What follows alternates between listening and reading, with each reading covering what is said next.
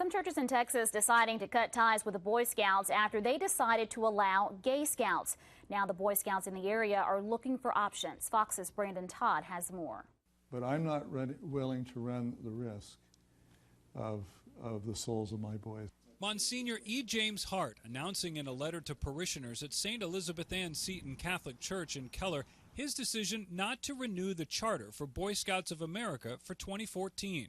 And I think that I have a responsibility not to allow them to be put in situations that aren't going to be good for them. In the letter, Hart expresses doubts that the new policy adopted recently by the Boy Scouts of America leadership to allow openly gay scouts would even work.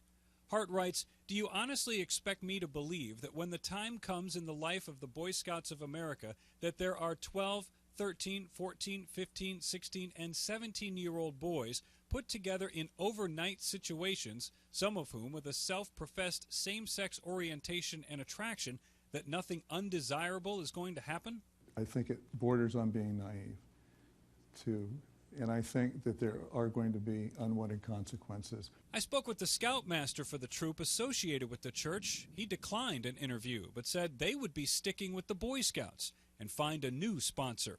But while Catholic leaders have tried to remain neutral on the policy change, evangelical churches are taking a hard stand. We're not really leaving the Boy Scouts are leaving us. Pastor Dan Kirk with Calvary Bible Church in Fort Worth says after more than a decade of sponsoring a Boy Scout troop, they will cut ties in January when the new policy takes place.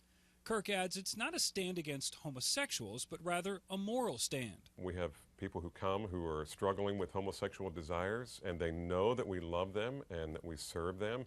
This isn't about that at all. It's about us identifying ourselves with an organization who has formally said now that they are adopting the homosexual agenda.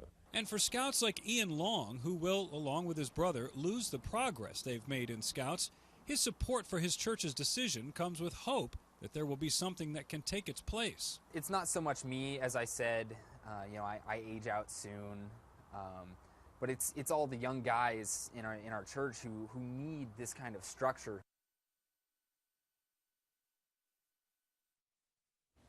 And the list of churches ending the program continues to grow.